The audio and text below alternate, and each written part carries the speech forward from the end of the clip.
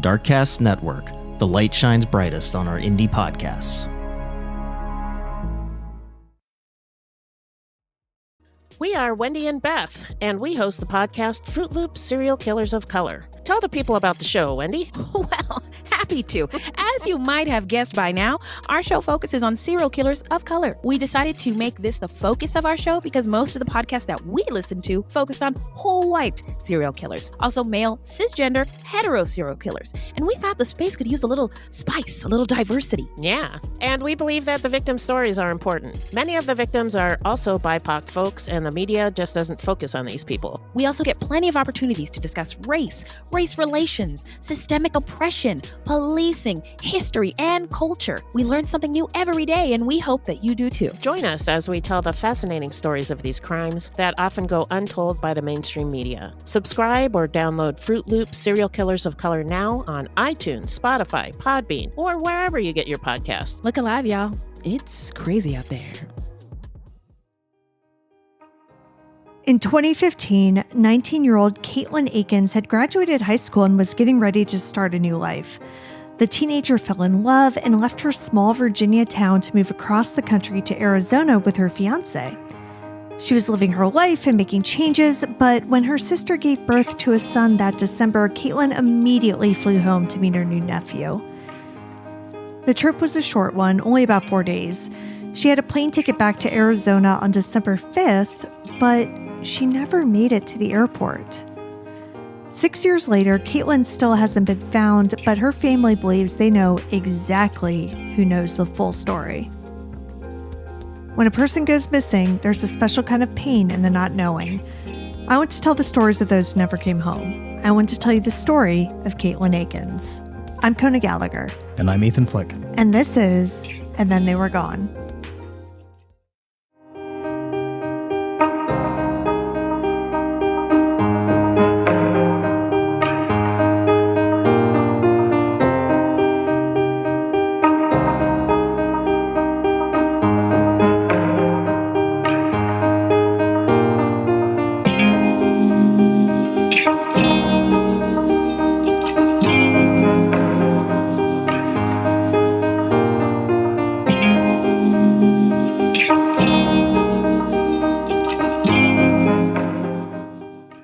Welcome back, everyone. Welcome back.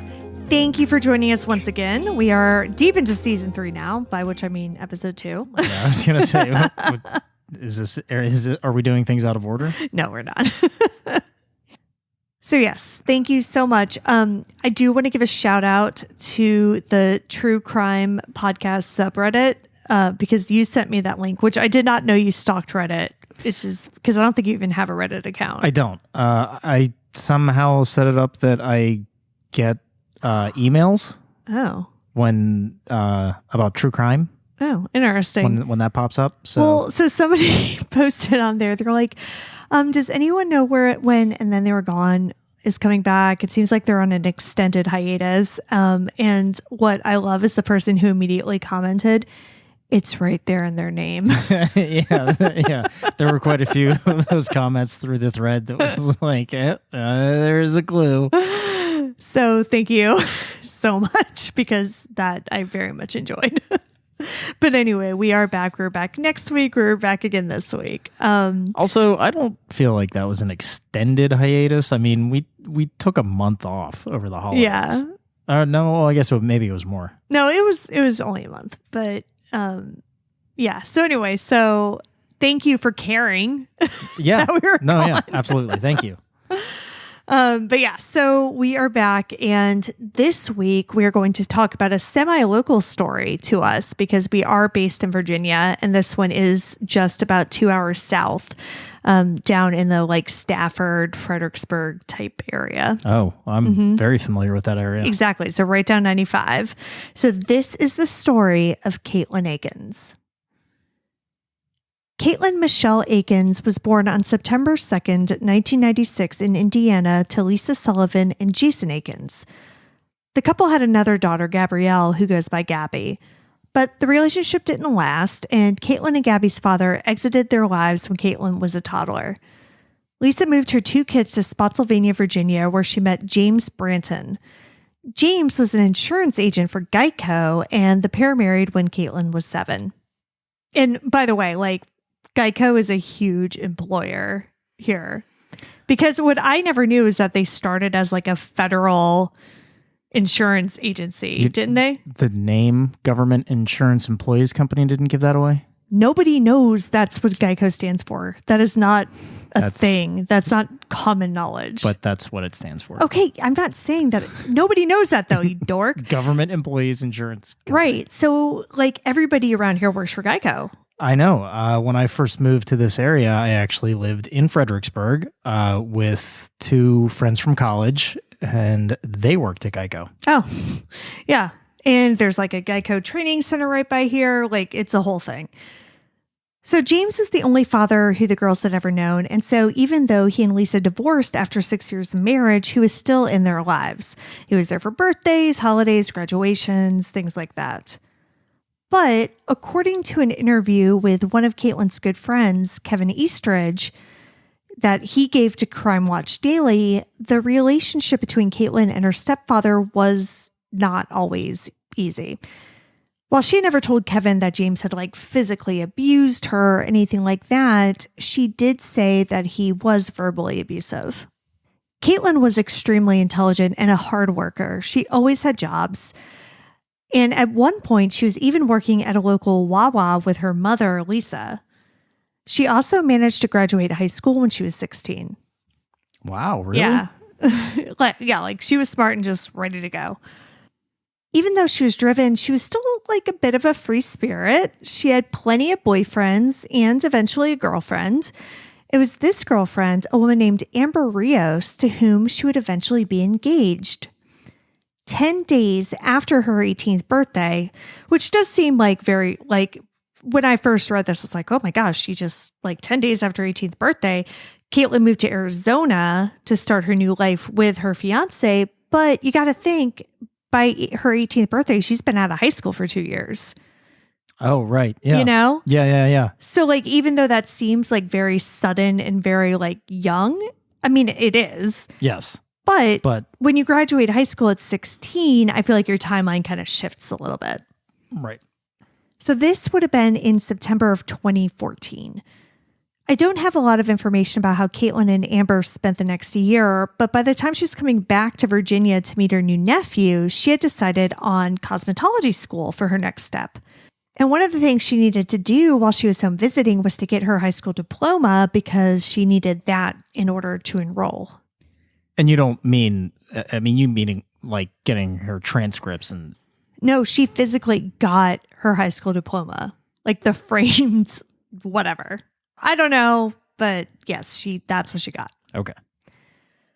On December 5th, 2015, the day Katelin was scheduled to go back home, she ran into a little bit of a problem.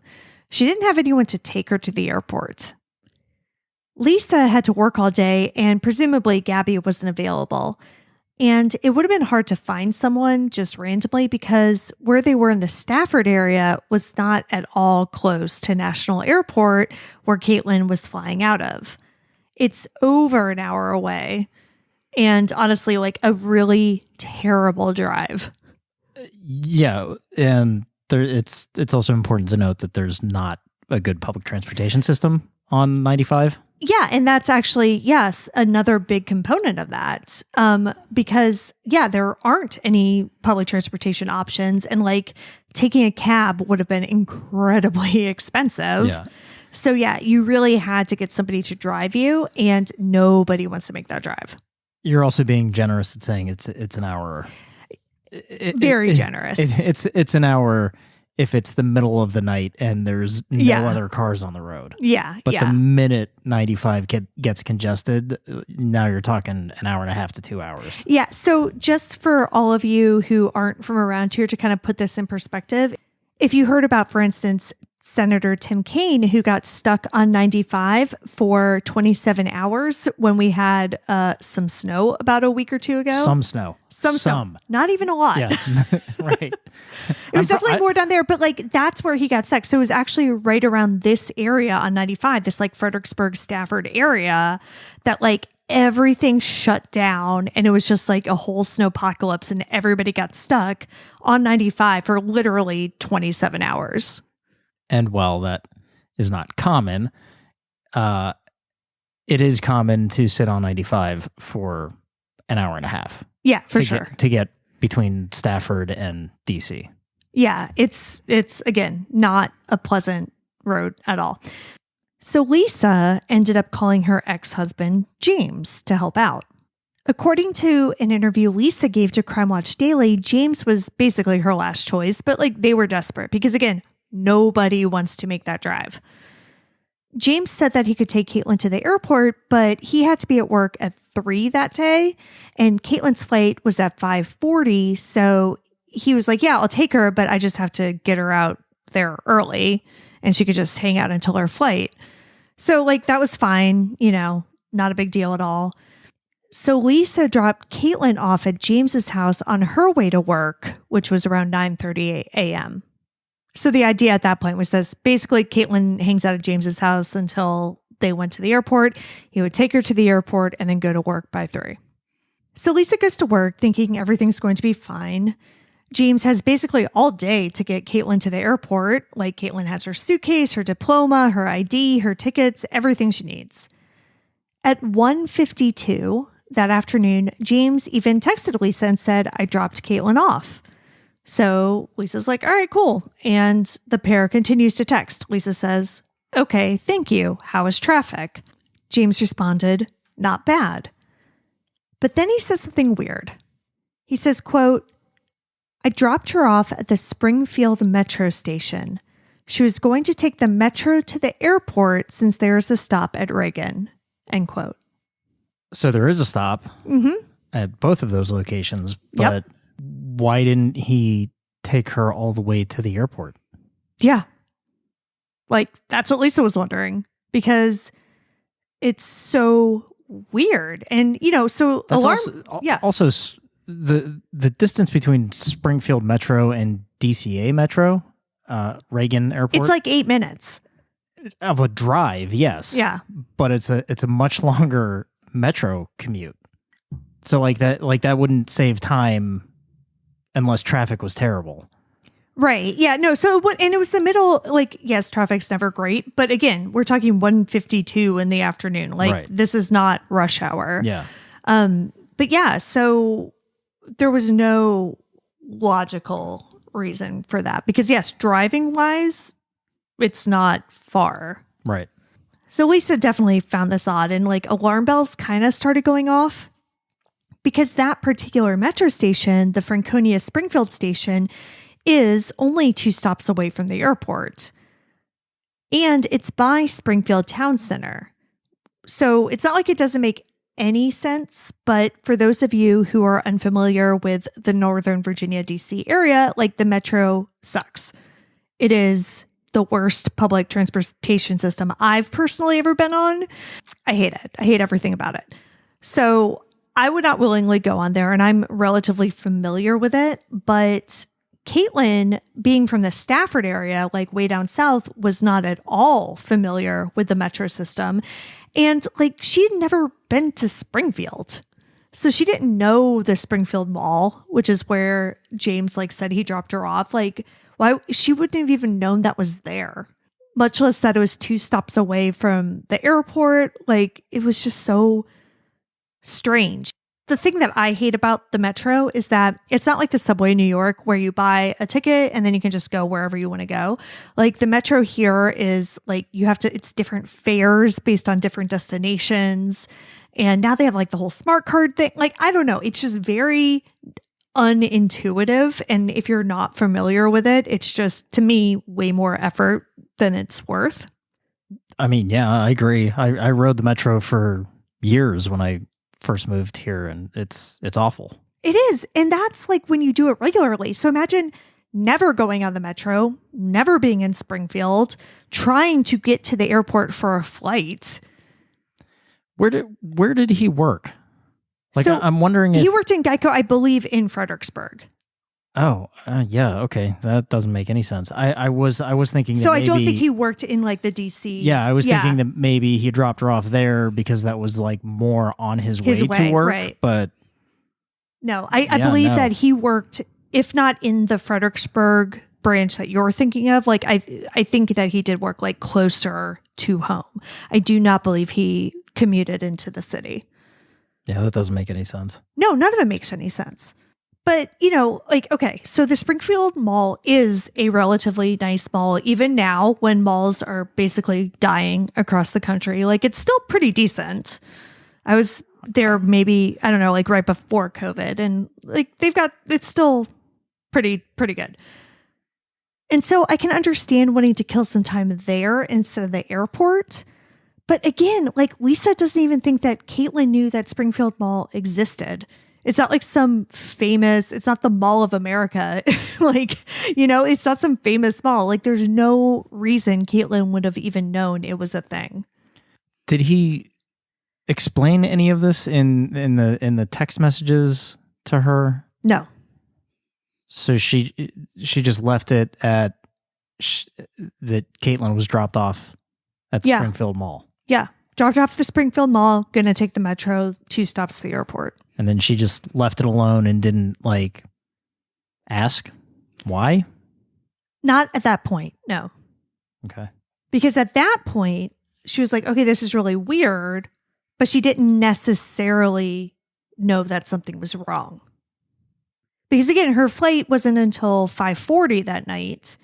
This is all happening around 2:00. So like, okay, this is weird, but Katelin has time to get to where she needs to get, whatever. But things immediately did start to get weirder. 8 minutes later at 2 p.m., because again, this last text was at 1:52, Lisa got a text from Katelin that said, quote, "I'm at the airport, battery dying, so won't be able to text for a bit," end quote. Okay. So apparently, Katelin asked to be dropped off at an incredibly inconvenient place, but then didn't spend any time there. Then her battery is low, which is fine. But if she's actually at the airport, like she says, there are plenty of places to buy a charger if she didn't have one for some reason. And from all accounts, Katelin would have done one of those two things. She was a 19-year-old in 2015. She wasn't just going to let her phone die and say, oh, well. She was going to charge it one way or another. But, again, Lisa wasn't really running through all of this in her head yet. So she just responded, quote, "Okay, let me know when you get on the plane," end quote.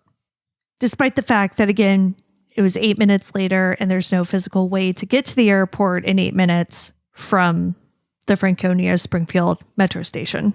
Right. Lisa wasn't thinking any of this at the time. Later, however, Lisa received a disturbing message that really made her think that something may be wrong.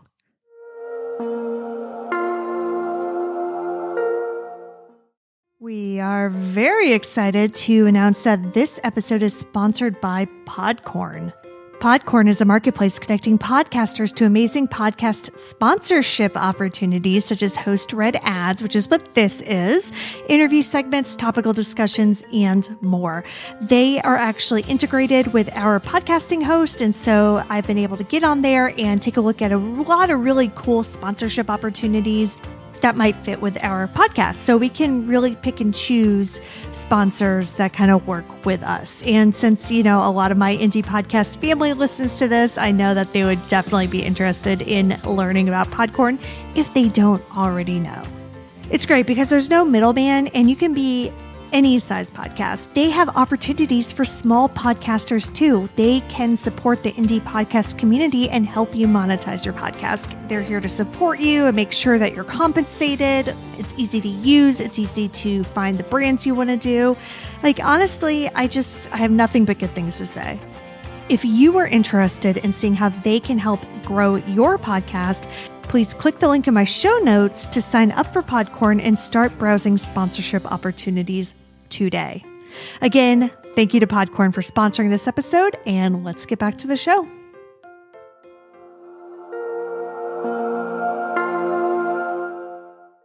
Caitlin's fiance, Amber, messaged her because she, Amber, had received a text from Katelin at 11:56 a.m. So before any of these texts about Springfield Mall, the metro, the airport, any of it, that said, quote, "Something came up. I'm not coming back today. I'll let you know when I get a new flight. I won't be able to text for a little bit," end quote. So this is 2 hours before James texted Lisa to say that he dropped Katelin off, and Katelin texted Lisa to let her know she was at the airport. So things are not at all adding up. Despite having asked Katelin to text her when she got on the plane, Lisa doesn't hear from her daughter. So 5:40, her plane's departure time rolls around, but no Katelin. It's not until 7:15, while Caitlin's flight is still in the air, that Lisa hears from her. She receives 2 texts that say, quote, "Staying with a friend. I need some time alone," end quote. So Lisa's like, wait a second, like what the hell is going on here? She immediately calls Caitlin's phone, but it went straight to voicemail. She then texts her 3 messages. "Call me," then "I'm very worried about you," then "Please call me." But Lisa never heard from her daughter after that. The entire family goes into a panic, and they're contacting everyone they can think of, trying to figure out where Katelin is. Then, 2 days later, Caitlin's family gets news of a disturbing discovery on the side of the road. 2 days after Katelin was allegedly dropped off at Springfield Mall, a road worker found her suitcase on the side of the road. But it wasn't anywhere near the mall or the airport. It was over 40 miles away, not too far from where her stepfather lived. Now, the suitcase was like a canvas rolly bag, and it was pretty beat up when it was discovered. The wheel was broken, and the workers said that it looked like it had been thrown out of a car window. Police were able to easily identify whose bag this was because inside of it was her wallet, cash, debit cards, and Caitlin's plane ticket home. None of which would be inside of the suitcase. Oh, yeah. You know, that's so funny. Like, I literally never thought about that. But you're right. You would you don't put your wallet inside of your suitcase. Right. Or your ticket. Yeah. You need all of those things you would put to your get ticket through in the your airport. wallet. Right. Perhaps. But perhaps. Yeah, you don't put any of that in your suitcase. Because you need all of it to get through security at the airport. Yeah. And even if you're on your way to the airport, it's not like you put it in there to like drive in the car to the airport and then fish it out when you get, like, nobody does that. Right. Yeah. That's actually, I never thought about that. That's, yeah. But even though all of that was in her suitcase, that doesn't mean that there wasn't anything missing. What police didn't find inside the bag were Caitlin's clothes, her phone, or her high school diploma. Now, at this point, police really don't know what to think. Is Katelin the victim of foul play, or did she run away? But if she ran away, why would she take her high school diploma with her? To start cosmetology school somewhere else? I don't know. But leave her wallet? With cash. With cash in it? Yeah.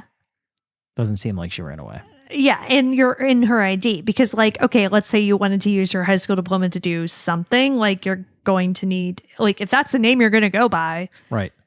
So this isn't a case where she would have been, like, leaving and starting a new life. Right, with a new identity. Like, you don't do that high with school diploma. Yeah. Right. Yeah. You've got to, one or the other. You got to stay Katelin Akens or you got to be someone else. You can't just do half and half. So police started pulling location records from both her phone and James's phone. Smart move. Yeah. And once they did, James's story quickly began to fall apart. When Katelin sent the text to her mom saying she was at the airport, her phone actually pinged more than 30 miles away from there. When James texted at 2 p.m. and said that he had dropped Katelin off at the metro stop, his phone pinged near his home. Then, in that final text where she said she wants to be alone, her phone pinged in Stafford, which was only about 15 miles from where her luggage was found. But that's not all. So remember how James told Lisa that he needed to drop Katelin off early because he had to work at 3? Yeah. Lisa later found out that he never went into work that day. Now, given that he was the last person to see Katelin and he's acting extremely shady, police start to look hard at James. They asked him to take a polygraph test, to which he agreed, but then he backed out at the last minute and to this day still refuses to take one.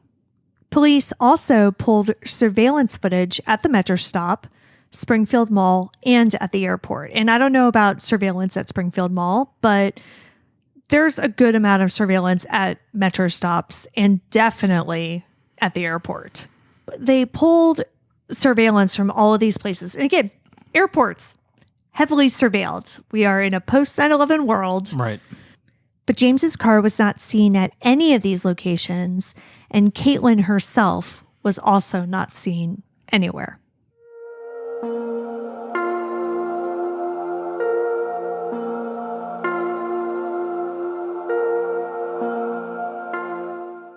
So it's not looking good for old James, but why would he have done anything to Katelin? Like, what was the motive? Nobody could really figure that out, you know? And beyond that, something happened the night before Katelin left that could have altered her plans. Apparently, the night before she was due to fly back home to Arizona, Katelin went to a party with some of her old friends. There was a lot of alcohol, and according to messages that Katelin sent to her friend, Kevin Eastridge, things got way out of hand. One of Katelin's friends was there with her boyfriend. According to Katelin, quote, "Her boyfriend got me really, really, really drunk, and then she kissed me, and then he kissed me. They did everything to me and each other," end quote. Katelin and Kevin talked a lot, and from what it sounds like Katelin didn't really feel like she consented to this, but she also felt incredibly guilty because in her mind, she cheated on Amber. So Katelin was not in a good place emotionally on the morning her mother dropped her off at James's house. Yeah. Still not seeing the connection to her taking her clothes and her high school diploma and starting a new life. But yeah, but I could see where she's emotionally distraught, and then she is now hanging out with her former stepdad who was an asshole to her, and maybe that caused some tension. Yeah, maybe. Just spitballing here. The situation obviously from the night before had nothing at all to do with James. Right. So one theory that people had was that Katelin asked him to drop her off in Springfield because she wasn't intending on going home to Arizona to face her fiance. And yes, she didn't have her suitcase or a wallet, but she did have her clothes, high school diploma, and her phone, theoretically. But didn't you say that her phone didn't ping in Springfield? Yeah. And also, if she took her clothes out of her suitcase, would she just put them in a trash bag? Maybe James loaned her a duffel bag.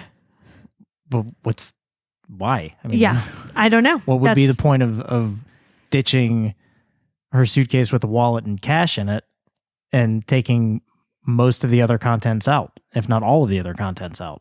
Yeah, I don't know. That doesn't make any sense to me. Right. But, some people thought, well, maybe he did. Maybe he gave her a duffel bag. Maybe he helped her. And some theorized that the reason James was acting shady and telling lies wasn't because he did something to Katelin, but because he helped her run away. So the theory is that this ex-stepfather who was supposedly verbally abusive towards her, right, is now suddenly helping her run away and giving her a duffel bag, emptying the contents out of her suitcase, except for her wallet and money. And plane ticket. And plane ticket. And ID. And ID. Throwing that on the side of the road and setting her free. Yes. Okay. not it's flawless. There's not a whole lot of holes in there. It's perfectly logical. Okay, well, another theory is that Katelin felt so terrible about what happened that she harmed herself. That maybe she left James's house, left her things behind, did something, and James panicked and got rid of her stuff, or that she did it at his house and he panicked. I could see the panic route, sure. Yeah, more so than him helping her start a new life. Yeah, that doesn't make any sense at all. I know, yeah. I mean, I'm still not buying the whole she harmed herself and he panicked, but it's more feasible than him suddenly being her fairy godmother. Yeah. Even though Katelin was really upset, her friend Kevin told Crime Watch Daily that he did not think that she would have done anything to herself. After all, he was the one she was confiding in about this, and she didn't say anything to him that would have led him to believe that she was like at that point that she would have harmed herself, that, there's anything more than like she just felt very bad about everything that had happened. So did she run away? Like you, her family does not buy that. Katelin was the type of person who constantly stayed in contact. Like she would call her mom if she needed help baking cupcakes. She would text her multiple times, and if her mom didn't answer quickly enough, she would call her sister and ask her why her mom wasn't answering her texts. Yeah. Okay. So this goes further into like, she didn't run away. Right. And if the issue is that she felt guilty about cheating on her fiance, or this incident made her rethink anything in regards to that, why wouldn't she just go back to her sister's house or her mom's house? Well, exactly. That's not the type of thing where you run away and never talk to your family again. No, that's exactly my thought too. Because like her family, again, I don't know them, but there was an episode that disappeared on her. I've seen other interviews with her family. Like her family does not strike me as the type of people who would like shun her for something like this, If she was like, listen, something bad happened, I don't think I can go back to Arizona, I think like they would have been happy to have her back home, honestly, regardless of the reason. So I can see her potentially wanting to like run away from her life in Arizona, right? To not want to face that whole thing. So stay in Virginia where your entire family is. Well, exactly. Like it doesn't make any sense, especially since at this point, as of this recording, this was over 6 years ago. Right. That's an incredibly long time to stay away. But with that said, investigators told Fox 5 DC in 2017 that Katelin had sent a message to a friend saying that she didn't want to be here, meaning Virginia, and she didn't want to be in Arizona. Okay, even if that's the case, once again, I go back to the suitcase, wallet, money, ID, no clothes inside. Yeah. And no high school diploma. Like the contents of that suitcase being missing, with the exception of the things you would need to function as a person that's running away or starting a new life, does not make any sense. No, and what I keep on going back to also is, again, it's been 6 years. Like, yeah, right. Now we have had other cases where the theory is that that people have up and started a new life. I still don't buy it, because in every one of those cases, they leave money behind, which is the thing you need to start a new life. So I'm not buying it here either. Yeah. I don't see it. Why take the high school diploma? I don't know. So obviously, everyone keeps going back to James because he was the one who was lying about where Katelin was. He's the one who refuses to take a polygraph or cooperate with police. And while this, of course, looks bad, it is important to note that early on, police were able to secure a search warrant for his home, property, and cars. They conducted an 8-hour search that turned up no evidence of foul play or of Katelin at all. But James also lives on 10 acres, some of which is swampland. He also has a rental property that is only about 5 miles away from where Katelin's luggage was found, and that property has never been searched. That's interesting. I wonder why. Well, it's because his mother was a tenant at that property at the time, and she didn't give consent. And so because she was a tenant, police were not allowed to search. And there's also a third property in play. It was James's father's property in Fredericksburg. So his father had passed away the year before all of this, so that home was probably still in probate. But at that time, it wasn't in James's name, so police couldn't search it. But now it is owned by James. So have police gone and searched it? Not at this point. But with the initial search that they did of his main property, they also seized vehicles, which I mentioned, but also guns, computers, and his cell phone. Now, we don't have information about was or wasn't found on the computers, but James refused to unlock the cell phone for them, so they were not able to actually search it. So remember how I said James was supposed to go to work at 3 on the day he was supposed to drop Katelin off? And he didn't. Right. But that's not all. James actually never went back to work at Geico again. He didn't show up that day, and he literally never set foot in that place ever again. So do we know what he's doing for a living? Yeah. So in one of the sources I read, he actually didn't work anywhere for the next 6 months. Well, you said his father died. Yeah, like right, I think in 2014. This was 2015. Maybe an inheritance? Maybe, I don't know. Living off of? No idea. So after this initial search didn't turn up anything of major interest, the case kind of stagnated. In 2016, though, police were saying publicly that they did not believe that Katelin had ever left Spotsylvania County. Well, didn't the cell phone evidence? Well, yeah, just exactly. All the cell phone evidence, nothing was outside of Spotsylvania County. Right. Yeah. And there was nothing other than James's weird story that pointed to her ever leaving. Like her suitcase was even found in Spotsylvania County. Yeah.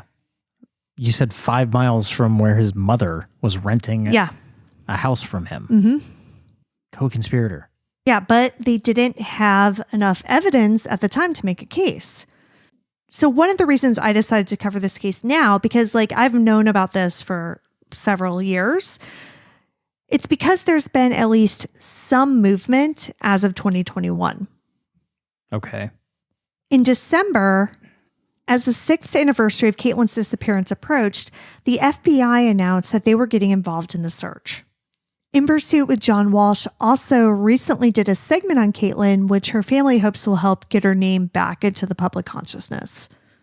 The Aware Foundation for Missing People put up a billboard in March of 2021 on Route 301, which is on James Brayton's commute to his new job at Dahlgren Naval Base.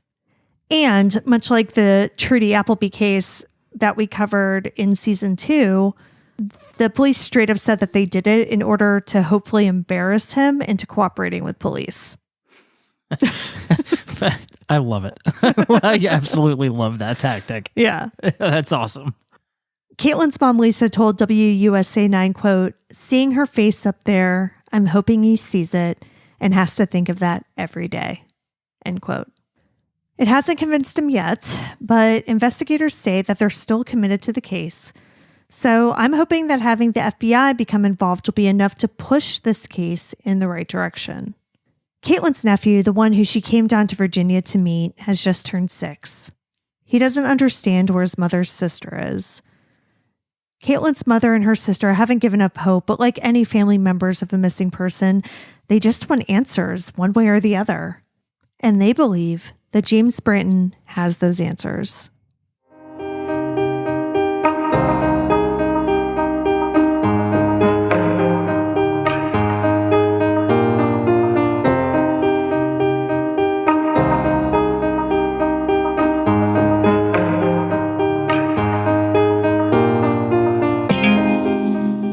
Michelle Akens was 5'4" and 122 pounds at the time of her disappearance.